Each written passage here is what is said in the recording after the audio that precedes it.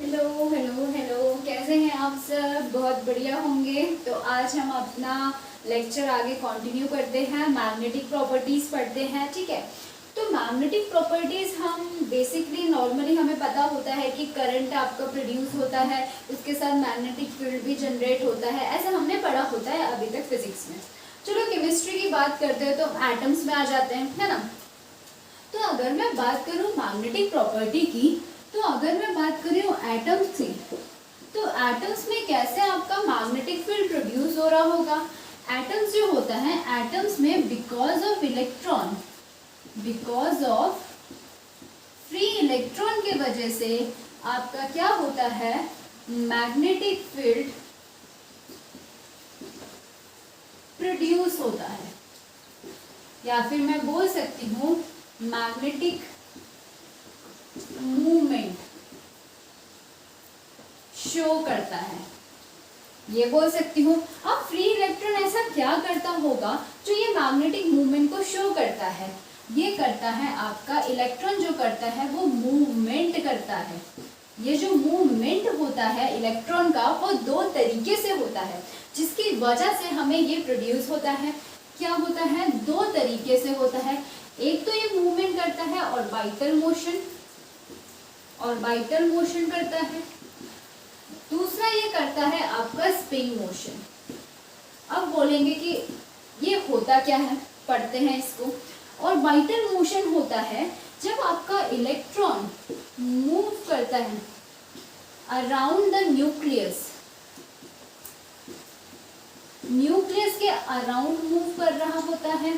Spin motion होता है जब आपका electron moves around its own axis,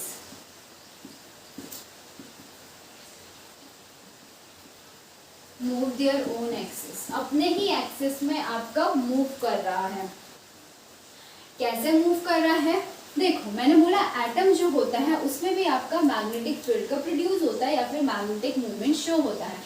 किस वजह से होता है? फ्री इलेक्ट्रॉन के मूवमेंट के वजह से होता है। इलेक्ट्रॉन दो तरीके से मूव करता है, एक तो आपको ऑर्बिटल मोशन शो करता है, दूसरा आपका स्पिन मोशन शो करता है। ऑर्बिटल मोशन मैंने बोला कि अपने न्यूक्लियस के अराउंड। कैसे? मैंने बोला कोई भी एक एटम होता है उसके बीच में एक न्यूक्लियस होता है। चलो इसे छोड़ो, यहाँ पे देखते हैं। एटम होता है, बीच में एक न्यूक्लियस होता है, ठीक है। ये आपका न्यूक्लियस है, मैंने एन लिख दिया। अब मुझे पता है कि इस न्यूक्लियस के अराउंड आपका ऑर्बिट प्रेजेंट होता है, ठीक है। अपना एक ऑर्बिट प्रेजेंट होता है, इस ऑर्बिट में आपके इलेक्ट्रॉन्स प्रेजेंट होते हैं। अब ये इलेक्ट्रॉन क्या करते हैं, इस न्यूक्लियस के अराउंड ऐसे मूव करेगा, इसके अराउंड में ऐसे गोल गोल गोल गोल मूव करेगा, गोल गोल गोल गोल मूव करेगा। तो इस न्यूक्लियस के अराउंड में ऐसे गोल गोल मूव कर रहा है, इसी को हम क्या बोल रहे होते हैं? ऑर्बिटल मोशन बोल रहे होते हैं। जब इलेक्ट्रॉन अपनी एक्सिस में मूव कर रहा है, यानी कि ऐसे मूव कर रहा है, अपनी एक्सिस में गोल गोल घूम रहा है, उसको हम स्पिन मोशन बोलते हैं। अब एक्चुअल में कैसे मूव कर रहा होगा? ये अपने ही अराउंड मूव कर रहा है, मतलब अपने ही एक्सिस में ऐसे मूव कर रहा है, साथ साथ आगे भी बढ़ रहा है। एक्सिस में मूव कर रहा है, आगे भी बढ़ रहा है, एक्सिस में मूव कर रहा है, आगे भी बढ़ रहा है, एक्सिस में मूव कर रहा है, आगे भी बढ़ रहा है। इस तरीके से जब ये ऐसे मूवमेंट हो रहा होता है दोनों, तो यहाँ पे आपका मैग्नेटिक फील्ड का प्रोड्यूस होता है।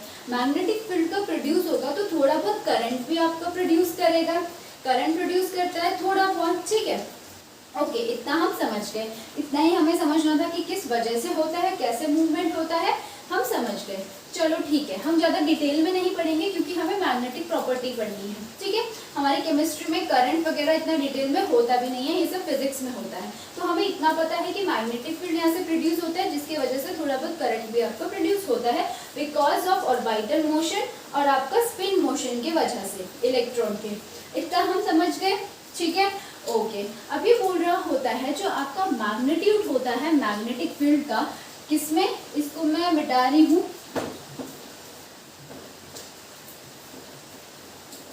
हमारे एटम्स में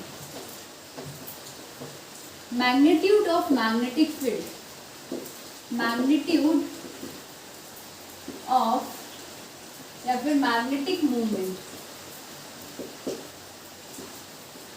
मैग्नीट्यूड जो होता है मैग्नेटिक मूवमेंट का बहुत ही ज़्यादा स्मॉल होता है, यानी कि कितना अमाउंट में होता है, बहुत ही ज़्यादा स्मॉल होता है, is very small.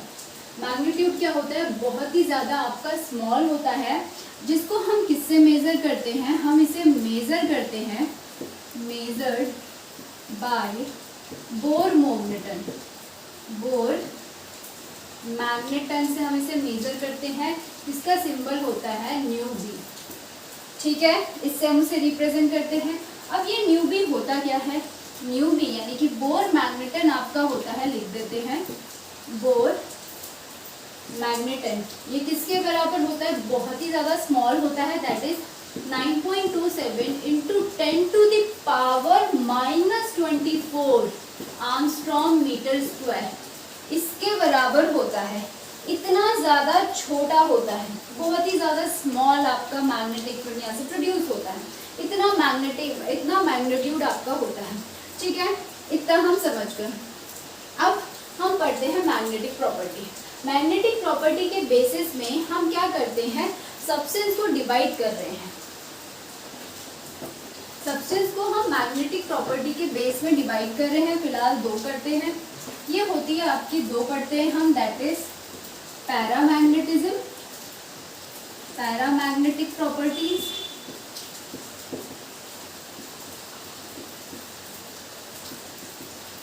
And diamagnetic properties.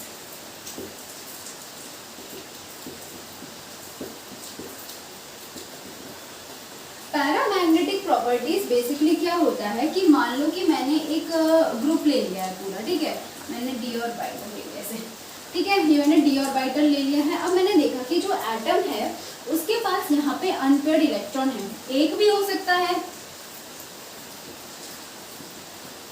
दो भी हो सकते हैं, तीन भी हो सकते हैं,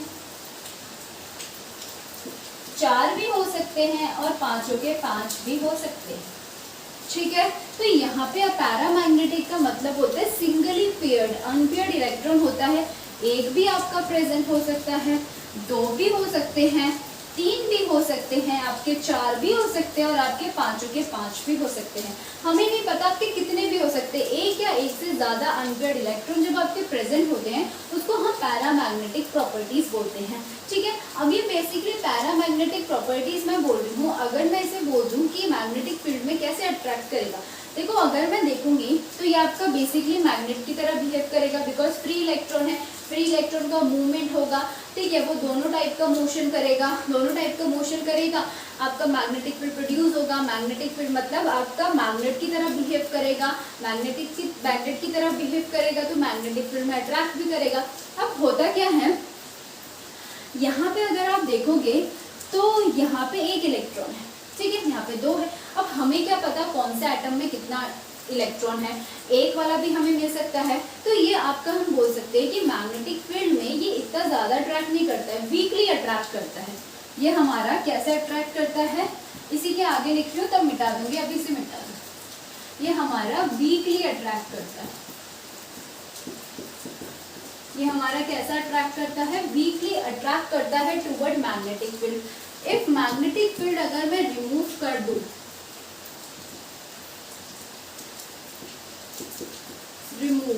अगर मैं रिमूव कर दूं तो क्या हो जाएगा, ये अपने मैग्नेटिज्म, जो एटम आपका मैग्नेटिक फील्ड की तरह बिहेव कर रहा था, यानी कि जो इलेक्ट्रॉन आपका मैग्नेटिक फील्ड की तरह बिहेव कर रहा था, वो अपने मैग्नेटिज्म को लूज कर देगा। They lose their magnetism. तो हम एक तरफ से इसे क्या बोल सकते हैं, ये आपका टेम्पररी मैग्नेटिज्म को शो करता है। ये आपका क्या होता है, temporary shows magnetism, temporary magnet की तरह बिहेव करता है जब तक आपका मैग्नेटिक फील्ड वहां पे क्या हो रहा है, प्रोड्यूस हो रहा है। कभी ऐसा हो जाता है कि मैग्नेटिक फील्ड प्रोड्यूस होना बंद हो जाएगा तो ये आपका मैग्नेटिक की तरह बिहेव नहीं करेगा, आपका मैग्नेटिज्म को लूज कर देगा, अट्रैक्शन शो नहीं करेगा। तो ये हम बोलते हैं वीकली आपका अट्रैक्ट करता है। इसमें अगर मैं एग्जाम्पल ले लूँ तो आपका कॉपर +2 आ जाता है, आयरन +3 आ जाएगा, O2 आ जाएगा, क्रोमियम +3 आ जाएगा। समझ आ गया? इतना हम समझ गए, ठीक है। ये हमारे एग्जाम्पल हो गए हैं। नेक्स्ट हमारा होता है डायामैग्नेटिक। यहाँ पे मैंने इसलिए नहीं लिखा क्योंकि मुझे इतना बड़ा ये लिखना था। अब आते हैं डायामैग्नेटिक। पैरामैग्नेटिक हमने पढ़ लिया। डायामैग्नेटिक का मतलब होता है कि आपके इलेक्ट्रॉन जो होते हैं वो आपके पेयर्ड में रहते हैं। सेकंड क्या है हमारा? डायामैग्नेटिक। यहाँ पे हमारे इलेक्ट्रॉन्स जो होते हैं वो आपके क्या रहते हैं? पेयर्ड रहते हैं। अब आप बोलोगे मैडम कैसे पेयर्ड?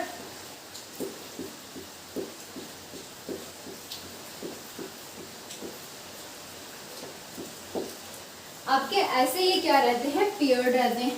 अब पेयर्ड है इसका मतलब क्या होगा? ये टाइप का पॉजिटिव है, ये नेगेटिव शो कर रहा है, अपोजिट शो कर रहा है। अपोजिट आपके कैंसिल हो जाएगा, 0 कैंसिल 0 कैंसिल 0 कैंसिल 0, ठीक है। अब जब 0 आ गया है तो अगर मैं बात करूं इलेक्ट्रॉन का मोशन ही नहीं हो रहा है क्योंकि ये एक दूसरे के मोशन को रिपेल करके 0 कर दे रहा है, यानी कि मैग्नेटिक फील्ड आपका 0 प्रोड्यूस हो रहा है। यानी कि अगर मैं बोलूँ तो न्यू भी यहाँ पे आपका क्या है? 0 है। तो अगर न्यू भी आपका यहाँ पे 0 है, मैग्नेटिक फील्ड ही प्रोड्यूस नहीं हो रहा है, तो मैग्नेटिक फील्ड में यानी अट्रैक्ट कैसे करेगा? मैग्नेट की तरह बिहेव कैसे करेगा? नहीं करेगा। तो यहाँ पे ये आपका क्या करता है?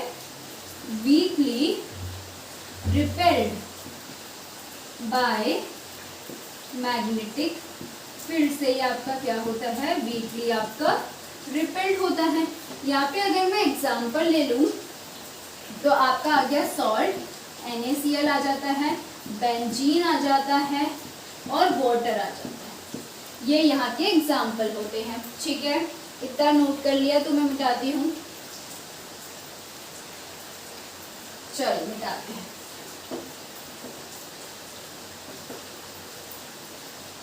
अब बात करते हैं, हमने पढ़ लिया पैरामैग्नेटिज्म और डायामैग्नेटिज्म। अब जो हमारा पैरामैग्नेटिज्म होता है यानी पैरामैग्नेटिक सब्सटेंस होता है,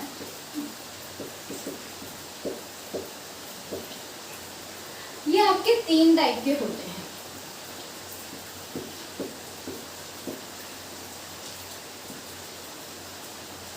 यहाँ पे आपका आ जाता है ferromagnetism, ferromagnetic substance,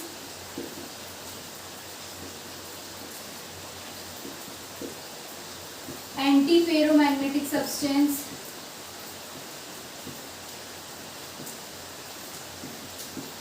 substance and ferrimagnetic substance.